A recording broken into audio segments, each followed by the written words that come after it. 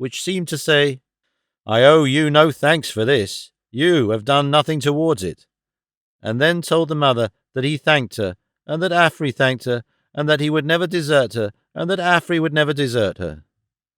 Finally, he hauled up his watch from its depths and said, 11. Time for your oysters. And with that change of subject, which involved no change of expression or manner, rang the bell. But Mrs. Clennam resolved to treat herself with the greater rigour for having been supposed to be unacquainted with reparation, refused to eat her oysters when they were brought. They looked tempting, 8 in number, circularly set out on a white plate on a tray covered with a white napkin, flanked by a slice of buttered French roll and a little compact glass of cool wine and water. But she resisted all persuasions and sent them down again, placing the act to her credit, no doubt, in her eternal day-book. This reflection of oysters was not presided over by Afy, but by the girl who had appeared when the bell was rung, the same who had been in the dimly lighted room last night. Now that he had an opportunity of observing her, Arthur found that her diminutive figure, small features, and slight spare dress gave her the appearance of being much younger than she was. A woman, probably of not less than 22, she might have been passed in the street for little more than half that age. Not that her face was very youthful, for in truth there was more consideration and care in it than naturally belonged to her utmost years. But she was so little and light, so noiseless and shy, and appeared so conscious of being out of place among the 3 hard elders, that she had all the manner and much of the appearance of a subdued child. In a hard way, and in an uncertain way that fluctuated between patronage and putting down, the sprinkling from a watering pot and hydraulic pressure, Mrs. Clennam showed an interest in this dependent.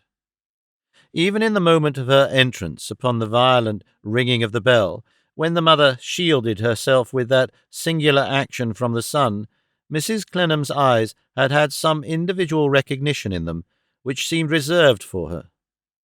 As there are degrees of hardness in the hardest metal, and shades of colour in black itself, so, even in the asperity of Mrs. Clennam's demeanour towards all the rest of humanity, and towards little Dorrit, there was a fine gradation. Little Dorrit let herself out to do needlework, at so much a day, or at so little, from 8 to 8, little Dorrit was to be hired. Punctual to the moment, little Dorrit appeared, punctual to the moment, little Dorrit vanished. What became of little Dorrit between the 2 8s was a mystery. Another of the moral phenomena of little Dorrit, besides her consideration money, her daily contract included meals. She had had an extraordinary repugnance to dining in company, would never do so if it were possible to escape, would always plead that she had this bit of work to begin first, or that bit of work to finish first, and would, of a certainty, scheme and plan, not very cunningly, it would seem, for she deceived no one, to dine alone.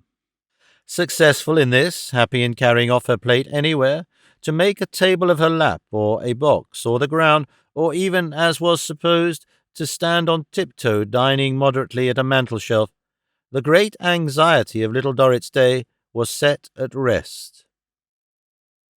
It was not easy to make out little Dorrit's face. She was so retiring, plied her needle in such removed corners, and started away so scared if encountered on the stairs. But it seemed to be a pale, transparent face, quick in expression, though not beautiful in feature, its soft hazel eyes excepted. A delicately bent head, a tiny form, a quick little pair of busy hands, and a shabby dress. It must needs have been very shabby to look at all so, being so neat, were little Dorrit as she sat at work.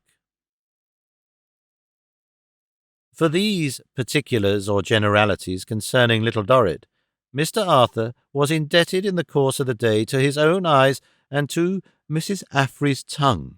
If Mrs. Afy had had any will or way of her own, it would probably have been unfavourable to little Dorrit. But as them 2 clever ones, Mrs. Afy's perpetual reference, in whom her personality was swallowed up, were agreed to accept little Dorrit as a matter of course. she had had nothing for it but to follow suit. Similarly, if the two clever ones had agreed to murder little Dorrit by candlelight, Mrs. Affrey, being required to hold the candle, would no doubt have done it. In the intervals of roasting the partridge for the invalid chamber and preparing a baking dish of beef and pudding for the dining room, Mrs. Affrey made the communications above set forth, invariably putting her head in at the door again after she had taken it out to enforce resistance to the two clever ones. It appeared to have become a perfect passion with Mrs. Flintwinch that the only son should be pitted against them.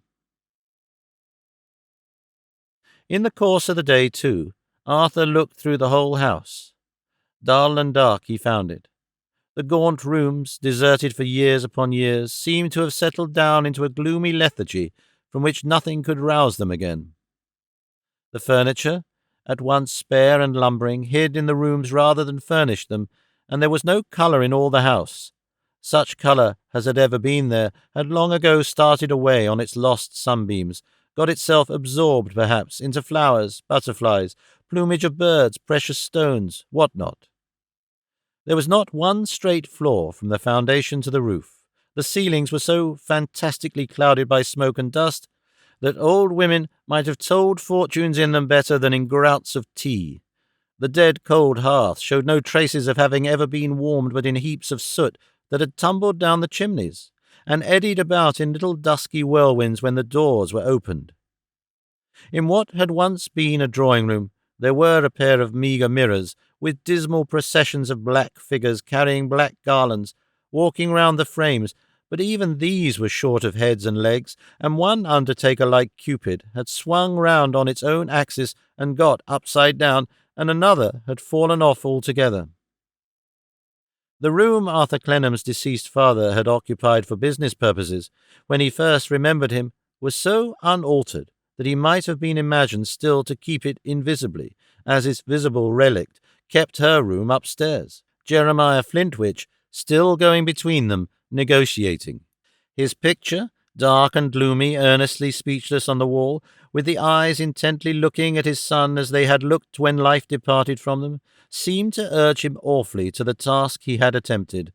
But as to any yielding on the part of his mother, he had now no hope, and as to any other means of setting his distrust at rest, he had abandoned hope a long time. Down in the cellars, as up in the bedchambers, old objects that he well remembered were changed by age and decay, but were still in their old places, even to empty beer casks, hoary with cobwebs, and empty wine bottles with fur and fungus choking up their throats. There, too, among unusual bottle racks and pale slants of light from the yard above, was the strong-room stored with old ledgers, which had as musty and corrupt a smell as if they were regularly balanced in the dead small hours by a nightly resurrection of old bookkeepers.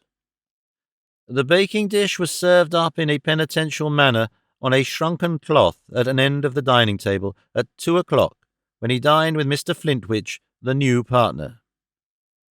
Mr. Flintwinch informed him that his mother had recovered her equanimity now, and that he need not fear her again, alluding to what had passed in the morning.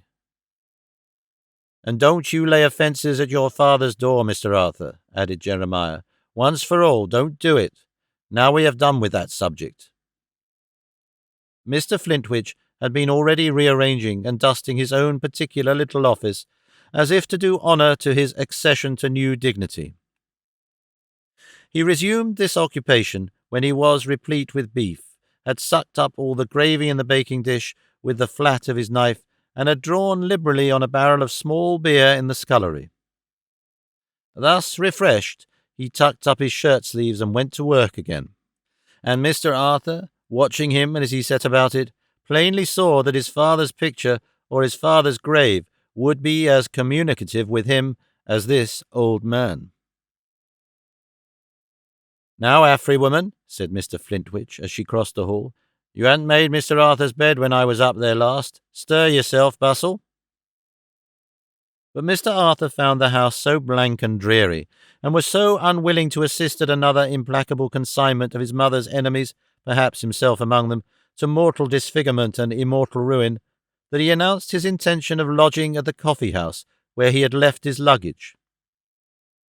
Mr. Flintwinch, taking kindly to the idea of getting rid of him, and his mother being indifferent, beyond considerations of saving, to most domestic arrangements that were not bounded by the walls of her own chamber, he easily carried this point without new offence.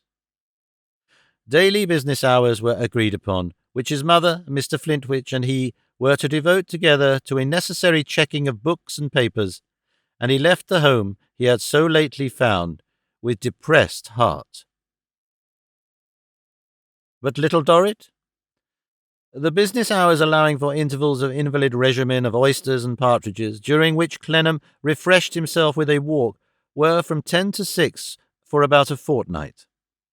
Sometimes little Dorrit was employed at her needle, sometimes not, sometimes appeared as a humble visitor, which must have been her character on the occasion of his arrival.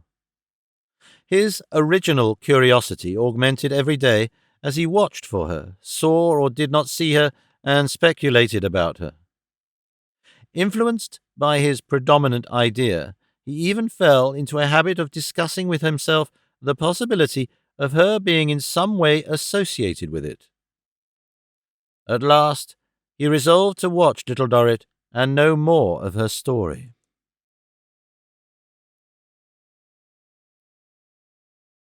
Chapter 6. The Father of the Marshalsea. 30 years ago there stood, a few doors short of the Church of St. George, in the borough of Southwark, on the left-hand side of the way going southward, the Marshalsea Prison. It had stood there many years before, and it remained there some years afterwards, but it is gone now, and the world is none the worse without it. It was an oblong pile of barrack building, partitioned into squalid houses standing back to back, so that there were no back rooms, environed by a narrow paved yard, hemmed in by high walls duly spiked at top. Itself a close and confined prison for debtors.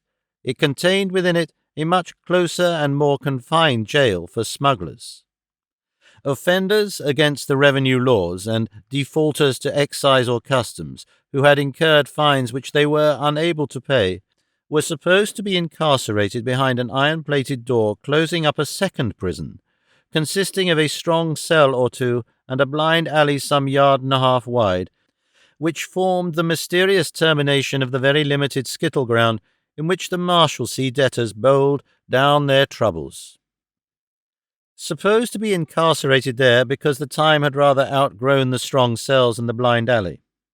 In practice they had come to be considered a little too bad, though in theory they were quite as good as ever, which may be observed to be the case at the present day with other cells that are not at all strong, and with other blind alleys that are stone blind. Hence the smugglers habitually consorted with the debtors, who received them with open arms, except at certain constitutional moments when somebody came from some office to go through some form of overlooking something which neither he nor anybody else knew anything about. On these truly British occasions, the smugglers, if any, made a feint of walking into the strong cells and the blind alley, while this somebody pretended to do his something and made a reality of walking out again as soon as he hadn't done it, neatly epitomizing the administration of most of the public affairs in our tight little island. There had been taken to the Marshalsea prison, long before the day when the sun shone on Marseille and on the opening of this narrative, a debtor with whom this narrative has some concern. He was, at that time, a very amiable and very helpless middle-aged gentleman who was going out again directly. Necessarily, he was going out again directly, because the Marshalsea lock never turned upon a debtor who was not. He brought in a portmanteau with him, which he doubted its being worth while to unpack. He was so perfectly clear, like all the rest of them, the turnkey on the lock said, that he was going out again directly. He was a shy, retiring man, well-looking, though in an effeminate style, with a mild voice, curling hair, and irresolute hands, rings upon the fingers in those days, which nervously wandered to his trembling lip 100 times in the first half-hour of his acquaintance with the jail. His principal anxiety was about his wife. "Do you think, sir," he asked the turnkey, "that she will be very much shocked if she should come to the gate tomorrow morning?" The turnkey gave it as the result of his experience that some of 'em was and some of 'em wasn't. In general, more no than yes. "What like is she, you see?" he philosophically asked. "That's what it hinges on. She is very delicate and inexperienced indeed." "That," said the turnkey, "is agin her." "She is so little used to go out alone," said the debtor, "that I am at a loss to think how she will ever make her way here if she walks." "Perhaps," quoth the turnkey, "she'll take an hackney carriage." "Perhaps," the irresolute fingers went to the trembling lip, "I hope she will. She may not think of it." "Or perhaps," said the turnkey, offering his suggestions from the top of his well-worn wooden stool, as he might have offered them to a child for whose weakness he felt a compassion, "perhaps she'll get her brother or sister to come along with her." "She has no brother or sister." "Niece, nevy, cousin, so on. Young woman, greengrocer, dash it. One or another of 'em," said the turnkey, repudiating beforehand the refusal of all his suggestions. I hope it is not against the rules that she will bring the children." "The children?" said the turnkey. "And the rules? Why, Lord set you up like a corner pin. We've a regular playground of children here. Children? Why, we swarm 'em. How many have you got?" "Two," said the debtor, lifting his irresolute hand to his lip again and turning into the prison. The turnkey followed him with his eyes. "And you another," he observed to himself, "which makes 3 on you. And your wife another, I'll lay a crown, which makes 4 on you. And another coming, I'll lay 1/2 a crown, which'll make 5 on you. And I'll go another 7 and 6pence to name which is the helplessest, the unborn baby or you." He was right in all his particulars.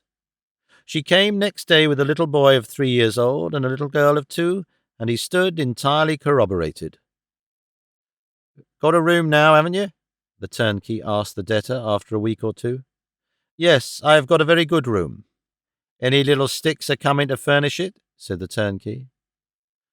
"I expect a few necessary articles of furniture to be delivered by the carrier this afternoon." "Missus and little uns are coming to keep you company?" asked the turnkey. "Why, yes. We think it better we should not be scattered, even for a few weeks." "Even for a few weeks? Of course," replied the turnkey, and he followed him again with his eyes and nodded his head 7 times when he was gone. The affairs of this debtor were perplexed by a partnership, of which he knew no more than he had invested money in it, by legal matters of assignment and settlement, conveyance here and conveyance there, suspicion of unlawful preference of creditors in this direction, and of mysterious spiriting away of property in that. And as nobody on the face of the earth could be more incapable of explaining any single item in the heap of confusion than the debtor himself, nothing comprehensible could be made of his case. To question him in detail and endeavour to reconcile his answers, to closet him with accountants and sharp practitioners, learned in the wiles of insolvency and bankruptcy, was only to put the case out to compound interest and incomprehensibility. The irresolute fingers fluttered more and more ineffectually about the trembling lip on every such occasion, and the sharpest practitioners gave him up as a hopeless job. "Out?" said the turnkey. "He'll never get out unless his creditors take him by the shoulders and shove him out." He had been there 5 or 6 months when he came running to this turnkey one forenoon to tell him, breathless and pale, that his wife was ill. "As anybody might have known she would be," said the turnkey. "We intended," he returned, "that she should go to a country lodging only tomorrow. What am I to do? Oh, good heaven, what am I to do?" "Don't waste your time in clasping your hands and biting your fingers," responded the practical turnkey, taking him by the elbow, "but come along with me." The turnkey conducted him, trembling from head to foot and constantly crying under his breath. What was he to do, while his irresolute fingers bedabbled the tears upon his face, up one of the common staircases in the prison to a door on the garret story, upon which door the turnkey knocked with the handle of his key. "Come in," cried a voice inside. The turnkey, opening the door, disclosed in a wretched, ill-smelling little room 2 hoarse, puffy, red-faced personages seated at a rickety table, playing at all fours, smoking pipes, and drinking brandy. "Doctor," said the turnkey, "here's a gentleman's wife in want of you without a minute's loss of time." The doctor's friend was in the positive degree of hoarseness, puffiness, red-facedness, all fours, tobacco, dirt, and brandy. The doctor in the comparative, hoarser, puffier, more red-faced, more all-foury, tobaccoer, dirtier, and brandier. The doctor was amazingly shabby in a torn and darned rough-weather sea-jacket, out at elbows and eminently short of buttons. He had been, in his time, the experienced surgeon carried by a passenger ship.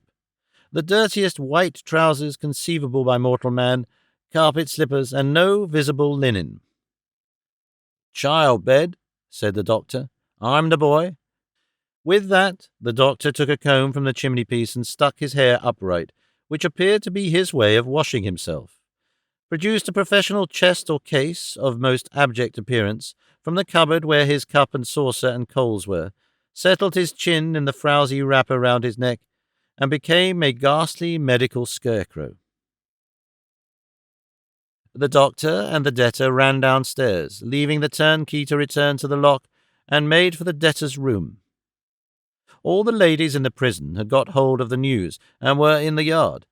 Some of them had already taken possession of the 2 children, and were hospitably carrying them off. Others were offering loans of little comforts from their own scanty store. Others were sympathizing with the greatest volubility. The gentlemen prisoners, feeling themselves at a disadvantage, had for the most part retired, not to say sneaked, to their rooms, from the open windows of which some of them now complimented the doctor with whistles as he passed below, while others, with several stories between them, interchanged sarcastic references to the prevalent excitement. It was a hot summer day, and the prison rooms were baking between the high walls. In the debtor's confined chamber, Mrs. Bangham, charwoman and messenger, who was not a prisoner, though she had been once, but was the popular medium of communication with the outer world, had volunteered her services as fly-catcher and general attendant. The walls and ceiling were blackened with flies. Mrs. Bangham, expert in sudden device, with one hand fanned the patient with a cabbage leaf, and with the other set traps of vinegar and sugar in gallipots, at the same time enunciating sentiments of an encouraging and congratulatory nature adapted to the occasion. "The flies trouble you, don't they, my dear?" said Mrs. Bangham. "But perhaps they'll take your mind off it and do you good. What between the burying ground, the grocers, the wagon stables, and the paunch trade, the Marshalsea flies gets very large. Perhaps they're sent as a consolation if we only knowed it. How are you now, my dear? No better? No, my dear, it ain't to be expected. You'll be worse before you're better, and you know it, don't you? Yes, that's right, and to think of a sweet little cherub being born inside the lock. Now, ain't it pretty? Ain't that something to carry you through it pleasant? Why, we ain't had such a thing happen here, my dear, not for I couldn't name the time when. And you were crying too," said Mrs. Bangham, to rally the patient more and more. "You, making yourself so famous, with the flies a-falling into the gallipots by 50s, and everything going on so well, and here if there ain't," said Mrs. Bangham, as the door opened, "if there ain't your dear gentleman along with Dr. Haggage. And now, indeed, we are complete, I think." The doctor was scarcely the kind of apparition to inspire a patient with a sense of absolute completeness, but as he presently delivered the opinion, "We are as right as we can be, Mrs. Bangham, and we shall come out of this like a house afire," and as he and Mrs. Bangham took possession of the poor helpless pair, as everybody else and anybody else had always done, the means at hand were as good on the whole as better would have been. The special feature in Dr. Haggage's treatment of the case was his determination to keep Mrs. Bangham up to the mark, as thus. "Mrs. Bangham," said the doctor, before he had been there 20 minutes, "go outside and fetch a little brandy, or we shall have you giving in." "Thank you, sir, but none on my accounts," said Mrs. Bangham. "Mrs. Bangham," returned the doctor, I am in professional attendance on this lady, and don't choose to allow any discussion on your part. Go outside and fetch a little brandy, or I foresee that you'll break down." "You're to be obeyed, sir," said Mrs. Bangham, rising. "If you was to put your lips to it, I think you wouldn't be the worse, for you look but poorly, sir." "Mrs. Bangham," returned the doctor, "I am not your business, thank you, but you are mine. Never you mind me, if you please. What you have got to do is, to do as you are told, and to go and get what I bid you." Mrs. Bangham submitted, and the doctor, having administered her potion, took his own. He repeated the treatment every hour, being very determined with Mrs. Bangham. 3 or 4 hours passed. The flies fell into the traps by hundreds, and at length one little life, hardly stronger than theirs, appeared among the multitude of lesser deaths. "A very nice little girl indeed," said the doctor. "Little, but well-formed. Halloa, Mrs. Bangham, you're looking queer. You be off, ma'am, this minute, and fetch a little more brandy, or we shall have you in hysterics." By this time the rings had begun to fall from the debtor's irresolute hands, like leaves from a wintry tree. Not one was left upon them that night, when he put something that chinked into the doctor's greasy palm. In the meantime, Mrs. Bangham had been out on an errand to a neighbouring establishment decorated with 3 golden balls, where she was very well known. "Thank you," said the doctor. "Thank you. Your good lady is quite composed, doing charmingly." "I am very happy and very thankful to know it," said the debtor, "though I little thought once that—" "That a child would be born to you in a place like this," said the doctor. Bah, sir, what does it signify? A little more elbow room is all we want here. We are quiet here, we don't get badgered here, there's no knocker here, sir, to be hammered at by creditors and bring a man's heart into his mouth. Nobody comes here to ask if a man's at home, and to say he'll stand on the doormat till he is. Nobody writes threatening letters about money to this place. It's freedom, sir, it's freedom. I have had today's practice at home and abroad, on a march, and aboard ship, and I'll tell you this, I don't know that I have ever pursued it under such quiet circumstances as here this day. Elsewhere, people are restless, worried, hurried about, anxious respecting one thing, anxious respecting another. Nothing of the kind here, sir. We have done all that. We know the worst of it. We have got to the bottom. We can't fall. And what have we found? Peace. That's the word for it. Peace. With this profession of faith, the doctor, who was an old jailbird and was more sodden than usual, and had the additional and unusual stimulus of money in his pocket, returned to his associate and chum in hoarseness, puffiness, red-facedness, all fours, tobacco, dirt, and brandy. Now, the debtor was a very different man from the doctor, but he had already begun to travel by his opposite segment of the circle to the same point. Crushed at first by his imprisonment, he had soon found a dull relief in it. He was under lock and key, but the lock and key that kept him in kept numbers of his troubles out. If he had been a man with strength of purpose to face those troubles and fight them, he might have broken the net that held him, or broken his heart, but being what he was, he languidly slipped into this smooth descent, and never more took one step upward. When he was relieved of the perplexed affairs that nothing would make plain, through having them returned upon his hands by a dozen agents in succession who could make neither beginning, middle, nor end of them, or him, he found his miserable place of refuge a quieter refuge than it had been before. He had unpacked the portmanteau long ago, and his elder children now played regularly about the yard, and everybody knew the baby, and claimed a kind of proprietorship in her. "Why, I'm getting proud of you," said his friend the turnkey one day. "You'll be the oldest inhabitant soon. The Marshalsea wouldn't be the Marshalsea now without you and your family." The turnkey really was proud of him. He would mention him in laudatory terms to newcomers when his back was turned. "You took notice of him," he would say, "that went out of the lodge just now?" Newcomer would probably answer yes. Brought up as a gentleman he was, if ever a man was. Educated and no end of expense. Went into the Marshal's house once to try a new piano for him. Played it, I understand, like 1 o'clock. Beautiful. As to languages, speaks anything.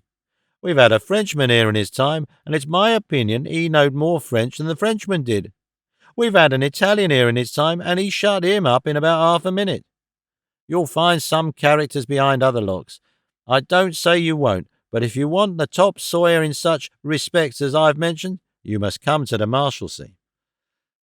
When his youngest child was 8 years old, his wife, who had long been languishing away of her own inherent weaknesses, not that she retained any greater sensitiveness as to her place of abode than he did, went upon a visit to a poor friend and old nurse in the country, and died there. He remained shut up in his room for a fortnight afterwards, and an attorney's clerk, who was going through the insolvent court, engrossed an address of condolence to him, which looked like a lease, and which all the prisoners signed. When he appeared again, he was greyer.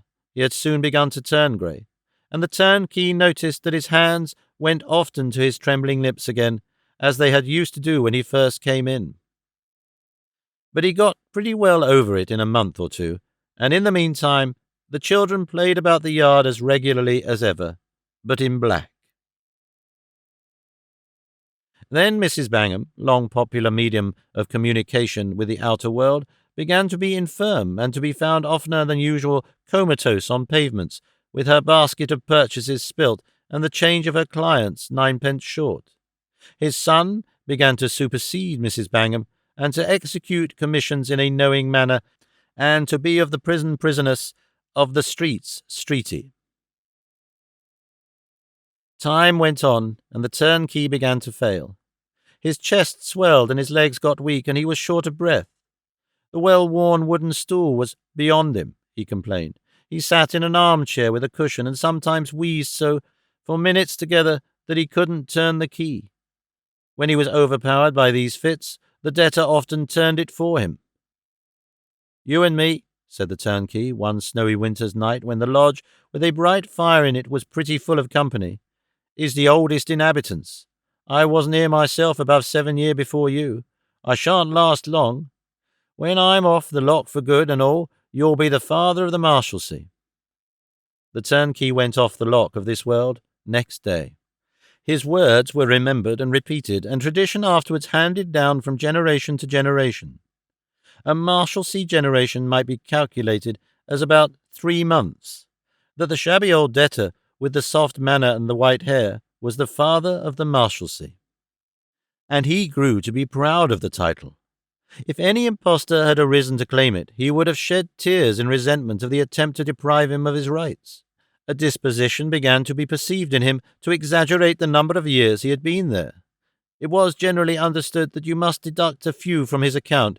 He was vain, the fleeting generations of debtors said. All newcomers were presented to him.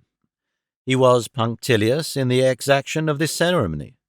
The wits would perform the office of introduction with overcharged pomp and politeness, but they could not easily overstep his sense of its gravity. He received them in his poor room. He disliked an introduction in the mere yard as informal, a thing that might happen to anybody, with a kind of bowed-down beneficence. They were welcome to the Marshalsea, he would tell them. Yes, he was the father of the place. So the world was kind enough to call him, and so he was, if more than 20 years of residence gave him a claim to the title. It looked small at first, but there was very good company there, among a mixture, necessarily a mixture, and very good, sir. It became a not unusual circumstance for letters to be put under his door at night, enclosing half a crown, 2 half-crowns, now and then at long intervals even half a sovereign, for the father of the Marshalsea, with the compliments of a collegian taking leave. He received the gifts as tributes from admirers to a public character. Sometimes these correspondents assumed facetious names as the Brick, Bellows, Old Gooseberry, Wide Awake, Snooks, Mops, Cutaway, the Dog's Meat Man, but he considered this in bad taste and was always a little hurt by it. In the fullness of time, this correspondence, showing signs of wearing out, and seeming to require an effort on the part of the correspondents, to which, in the hurried circumstances of departure, many of them might not be equal, he established the custom of attending collegians of a certain standing to the gate and taking leave of them there. The collegian under treatment, after shaking hands, would occasionally stop to wrap up something in a bit of paper and would come back again calling, "Hi." He would look round surprised. "Me?" he would say with a smile. By this time the collegian would be up with him, and he would paternally add, "What, have you forgotten? What can I do for you?" "I have forgotten this," the collegian would usually return, "for the father of the Marshalsea." "My good sir," he would rejoin, "he is infinitely obliged to you." But to the last the irresolute hand of old would remain in the pocket into which he had slipped the money during 2 or 3 turns about the yard, lest the transaction should be too conspicuous to the general body of collegians. One afternoon he had been doing the honours of the place to a rather large party of collegians who happened to be going out, when, as he was coming back, he encountered one from the poor side who had been taken in execution for a small sum a week before, had settled in the course of that afternoon, and was going out too. The man was a mere plasterer in his working dress, had his wife with him and a bundle, and was in high spirits. "God bless you, sir," he said in passing. "And you," benignantly returned the father of the Marshalsea. They were pretty far divided, going their several ways, when the plasterer called out, "I say, sir," and came back to him. "It ain't much," said the plasterer, putting a little pile of halfpence in his hand, "but it's well meant." The father of the Marshalsea had never been offered tribute in copper yet. His children often had, and with his perfect acquiescence it had gone into the common purse to buy meat that he had eaten, and drink that he had drunk, but fustian splashed with white lime bestowing halfpence on him, front to front, was new. "How dare you?" he said to the man, and feebly burst into tears. The plasterer turned him towards the wall that his face might not be seen, and the action was so delicate, and the man was so penetrated with repentance, and asked pardon so honestly, that he could make him no less acknowledgment than, "I know you meant it kindly. Say no more." "Bless your soul, sir," urged the plasterer, "I did indeed. I'd do no more by you than the rest of 'em do, I fancy." "What would you do?" he asked. "I'd come back to see you, after I was let out." "Give me the money again," said the other eagerly, "and I'll keep it and never spend it. Thank you for it, thank you. I shall see you again. If I live a week, you shall." They shook hands and parted. The collegians, assembled in symposium in the snuggery that night, marvelled what had happened to their father. He walked so late in the shadows of the yard, and seemed so downcast.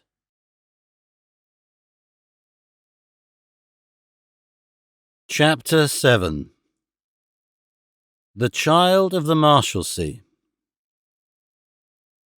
The baby, whose first draught of air had been tinctured with Dr. Haggage's brandy, was handed down among the generations of collegians like the tradition of their common parent.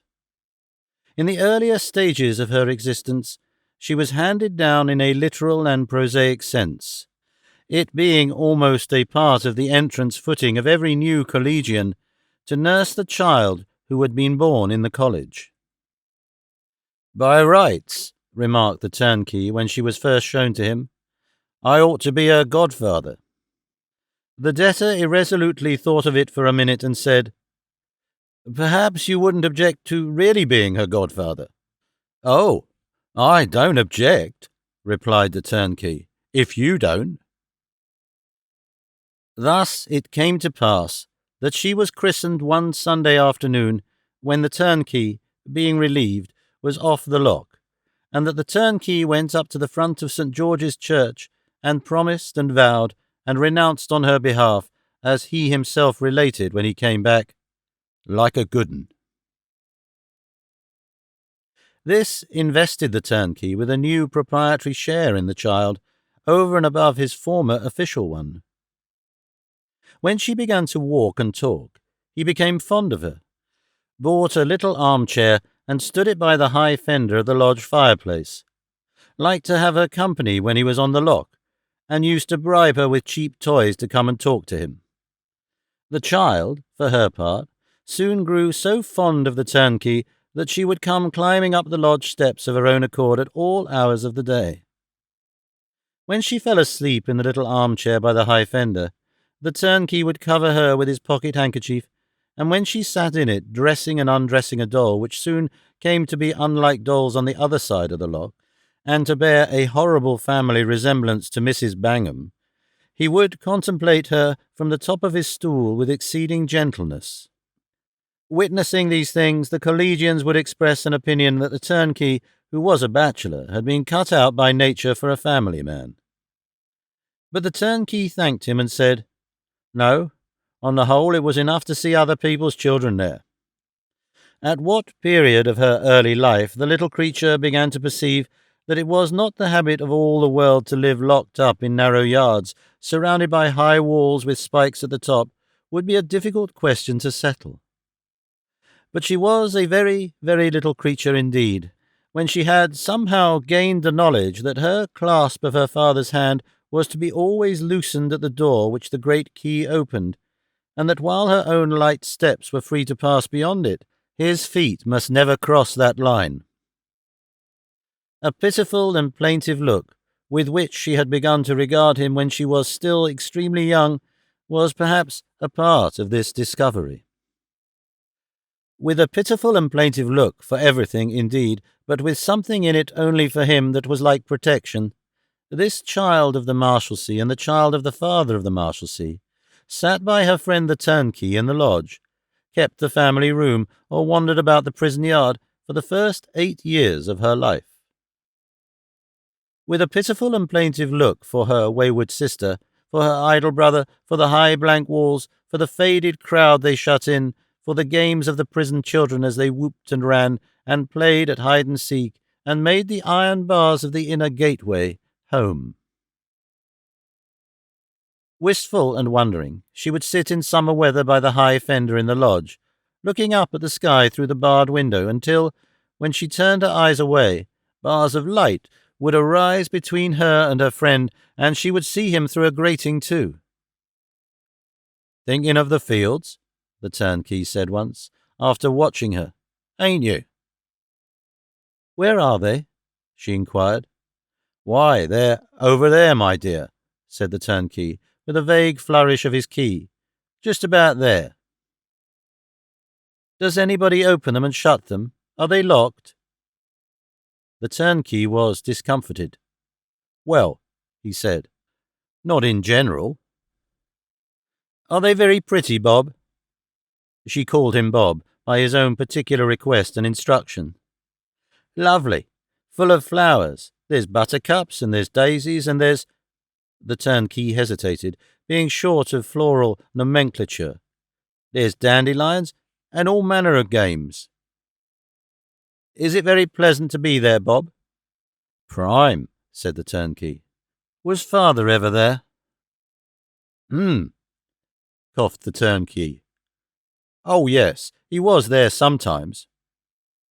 "Is he sorry not to be there now?" Not particular," said the turnkey.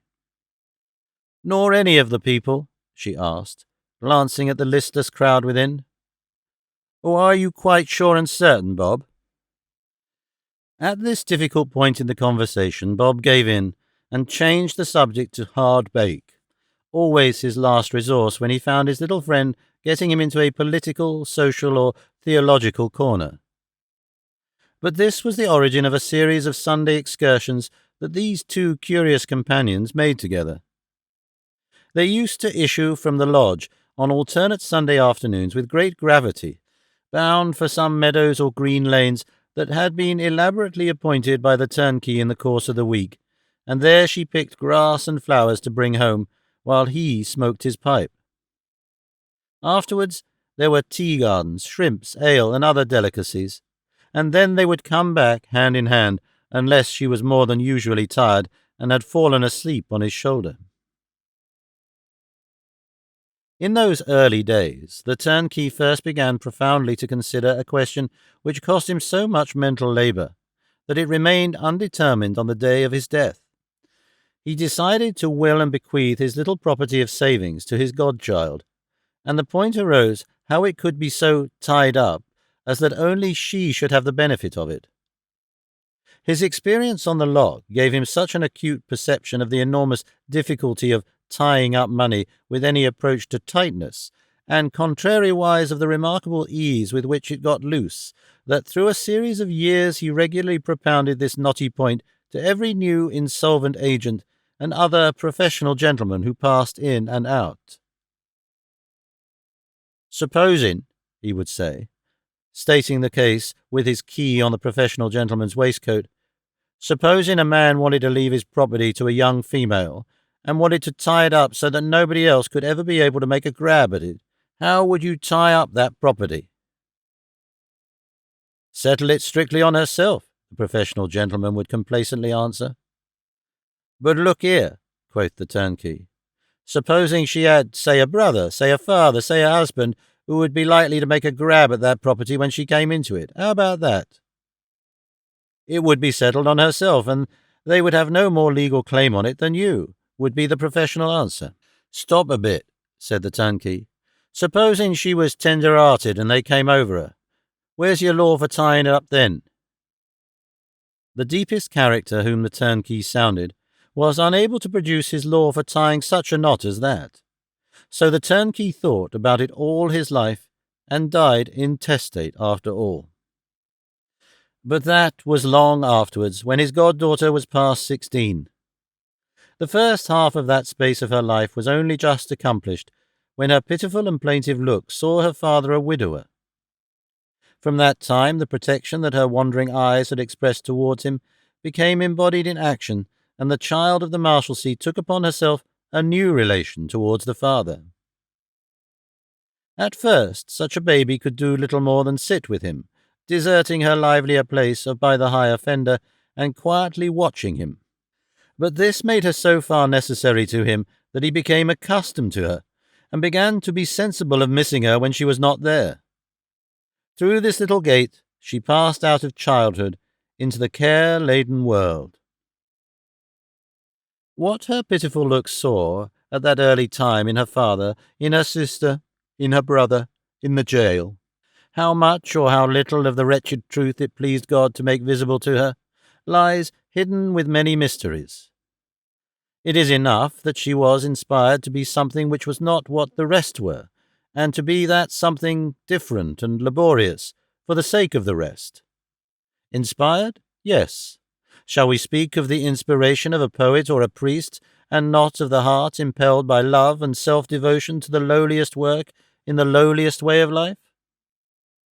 With no earthly friend to help her, or so much as to see her but the one so strangely assorted, with no knowledge even of the common daily tone and habits of the common members of the free community who are not shut up in prisons, born and bred in a social condition, false even with a reference to the falsest condition outside the walls, drinking from infancy of a well whose waters had their own peculiar stain, their own unwholesome and unnatural taste, the child of the Marshalsea began her womanly life.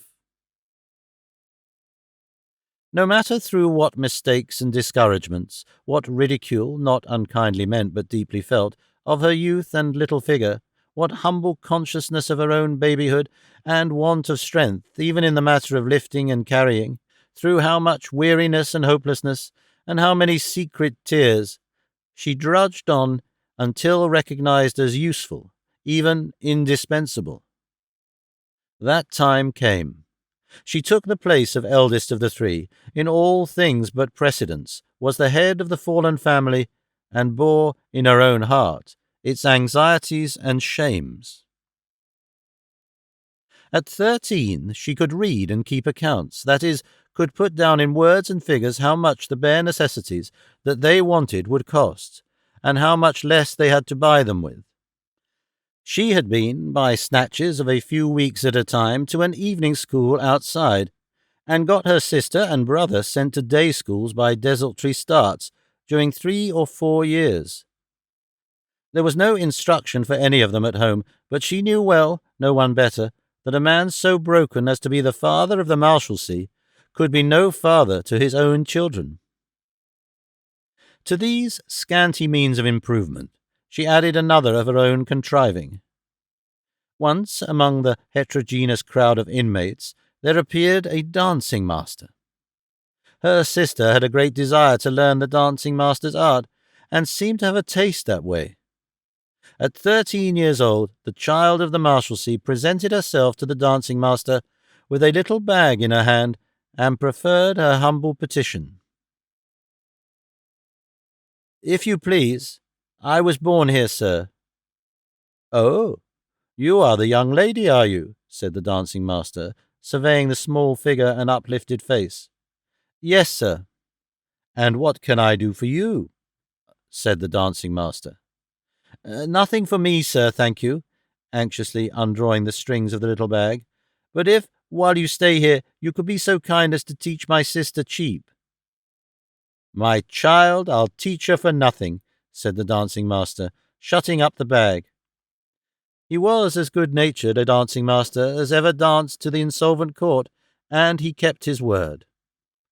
The sister was so apt a pupil, and the dancing master had such abundant leisure to bestow upon her, for it took him a matter of 10 weeks to set to his creditors, lead off, turn the commissioners, and right and left back to his professional pursuits, that wonderful progress was made. Indeed, the dancing master was so proud of it, and so wishful to display it before he left to a few select friends among the collegians, that at 6 o'clock on a certain fine morning, a minuet de la cour came off in the yard, the college, rooms being of too confined proportions for the purpose, in which so much ground was covered, and the steps were so conscientiously executed, that the dancing master, having to play the kit besides, was thoroughly blown. The success of this beginning, which led to the dancing master's continuing his instruction after his release, emboldened the poor child to try again. She watched and waited months for a seamstress.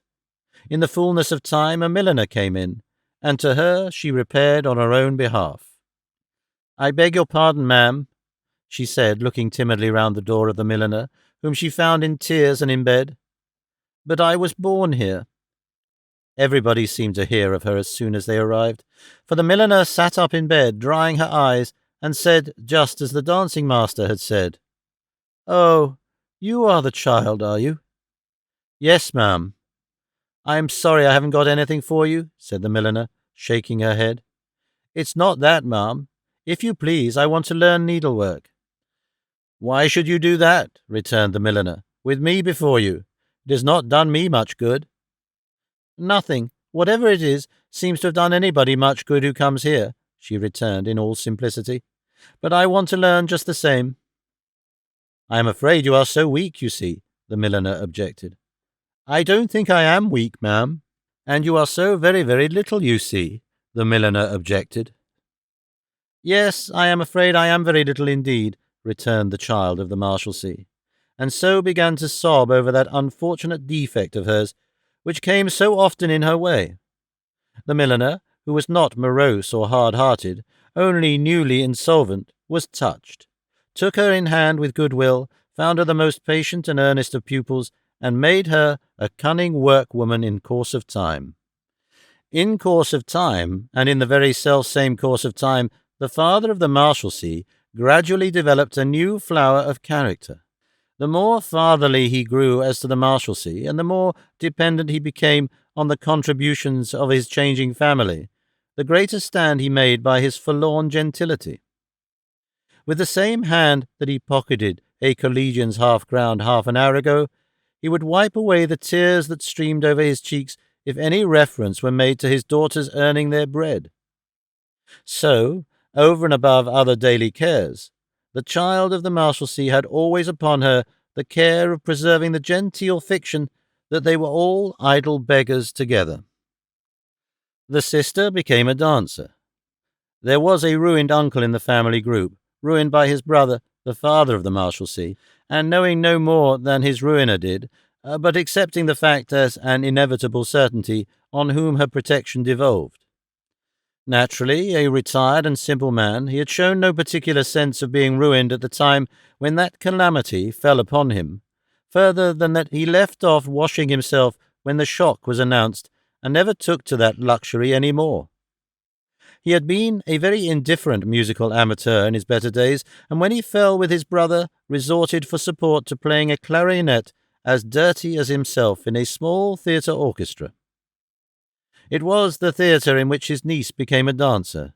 He had been a fixture there a long time when she took her poor station in it, and he accepted the task of serving as her escort and guardian, just as he would have accepted an illness, a legacy, a feast, starvation, anything but soap. To enable this girl to earn her few weekly shillings, it was necessary for the child of the Marshalsea to go through an elaborate form with the father. "Fanny is not going to live with us just now, father. She will be here a good deal in the day, but she is going to live outside with uncle." "You surprise me. Why?" "I think uncle wants a companion, father. He should be attended to and looked after." "A companion? He passes much of his time here, and you attend to him and look after him. Amy, a great deal more than ever your sister will. You all go out so much. This was to keep up the ceremony and pretence of his having no idea that Amy herself went out by the day to work. "But we are always glad to come home, father, now are we not?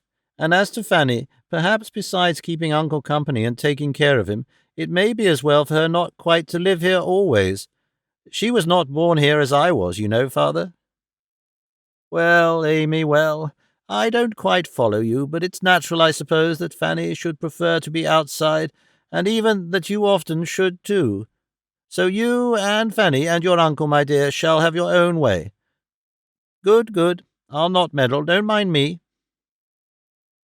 To get her brother out of the prison, out of the succession to Mrs. Bangham in executing commissions, and out of the slang interchange with very doubtful companions consequent upon both, was her hardest task. At 18 he would have dragged on from hand to mouth, from hour to hour, from penny to penny, until 80. Nobody got into the prison from whom he derived anything useful or good, and she could find no patron for him but her old friend and godfather. "Dear Bob," said she, "what is to become of poor Tip?" His name was Edward, and Ted had been transformed into Tip within the walls. The turnkey had strong private opinions as to what would become of poor Tip, and had even gone so far with the view of averting their fulfilment as to sound Pip in reference to the expediency of running away and going to serve his country. But Tip had thanked him and said he didn't seem to care for his country. "Well, my dear," said the turnkey, "something ought to be done with him. Suppose I try to get him into the law?" "That would be so good of you, Bob." The turnkey had now 2 points to put to the professional gentleman as they passed in and out. He put this second one so perseveringly that a stool and 12 shillings a week were at last found for Tip in the office of an attorney in a great national palladium called the Palace Court, at that time one of a considerable list of everlasting bulwarks to the dignity and safety of Albion, whose places know them no more. Tip languished in Clifford's Inns for 6 months, and at the expiration of that term sauntered back one evening with his hands in his pockets, and incidentally observed to his sister that he was not going back again. "Not going back again?" said the poor little anxious child of the Marshalsea, always calculating and planning for Tip in the front rank of her charges. "I'm so tired of it," said Tip, "that I have cut it." Tip tired of everything. With intervals of Marshalsea lounging and Mrs. Bangham's succession, his small second mother, aided by her trusty friend, got him into a warehouse, into a market garden, into the hop trade, into the law again, into an auctioneer's, into a brewery, into a stockbroker's, into the law again, into a coach office, into a wagon office, into the law again, into a general dealer's, into a distillery, onto the law again, into a wool house, into a dry goods house, into the Billingsgate trade, into the foreign fruit trade, and into the docks. But whatever Tip went into, he came out of tired, announcing that he had cut it. Wherever he went, this foredoomed Tip appeared to take the prison walls with him, and to set them up in such trade or calling, and to prowl about within their narrow limits in the old slipshod, purposeless, down-at-heel way, until the real, immovable Marshalsea walls asserted their fascination over him and brought him back.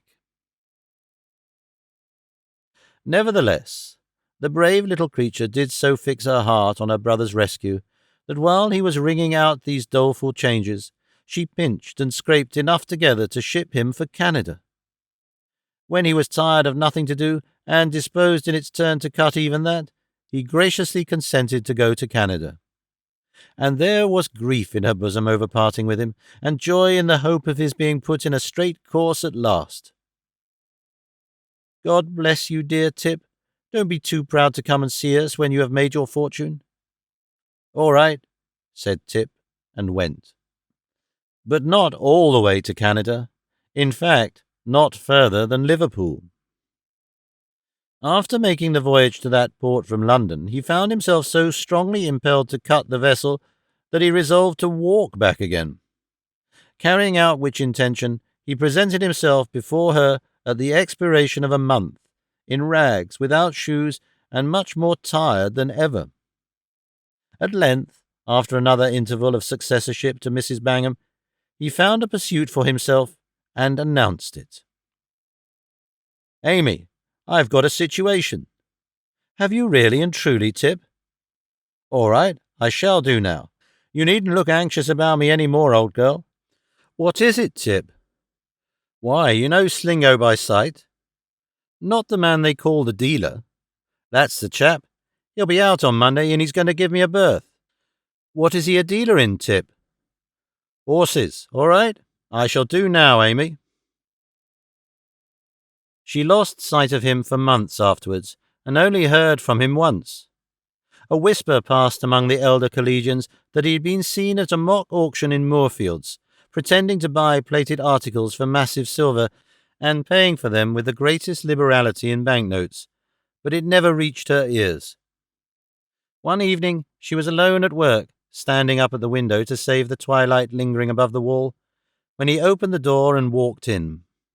She kissed and welcomed him, but was afraid to ask him any questions. He saw how anxious and timid she was, and appeared sorry. I am afraid, Amy, you'll be vexed this time. Upon my life I am. I am very sorry to hear you say so, Tip. Have you come back? Why, yes. Not expecting this time that what you had found would answer very well, I am less surprised and sorry than I might have been, Tip. Ah, but that's not the worst of it. Not the worst of it? Don't look so startled. No, Amy, not the worst of it. I have come back, you see, but don't look so startled. I have come back in what I may call a new way. I am off the volunteer list altogether. I am in now as one of the regulars. Oh, don't say you are a prisoner, Tip. Don't. Well, I don't want to say it, he returned in a reluctant tone. But if you can't understand me without my saying it, what am I to do? I am in for £40 odd. For the first time in all those years, she sunk under her cares. She cried, and her clasped hands lifted above her head that it would kill their father if he ever knew it, and fell down at Tip's graceless feet. It was easier for Tip to bring her to her senses than for her to bring him to understand that the father of the Marshalsea would be beside himself if he knew the truth. The thing was incomprehensible to Tip, and altogether a fanciful notion. He yielded to it in that light only when he submitted to her entreaties, backed by those of his uncle and sister. There was no want of precedent for his return. It was accounted for to the father in the usual way, and the collegians, with a better comprehension of the pious fraud than Tip, supported it loyally. This was the life, and this the history, of the child of the Marshalsea at 22.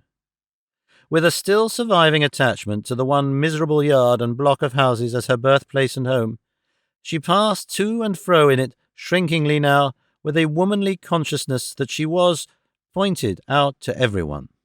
Since she had begun to work beyond the walls, she had found it necessary to conceal where she lived, and to come and go as secretly as she could between the free city and the iron gates, outside of which she had never slept in her life. Her original timidity had grown with this concealment, and her light step and her little figure shunned the thronged streets while they passed along them. Worldly wise in hard and poor necessities, she was innocent in all things else. Innocent in the mist through which she saw her father in the prison, and the turbid living river that flowed through it and flowed on. This was the life, and this the history of little Dorrit, now going home upon a dull September evening, observed at a distance by Arthur Clennam. This was the life, and this the history of little Dorrit, turning at the end of London Bridge, recrossing it, going back again, passing on to St. George's Church, turning back suddenly once more, and flitting in at the open outer gate and little courtyard of the Marshalsea.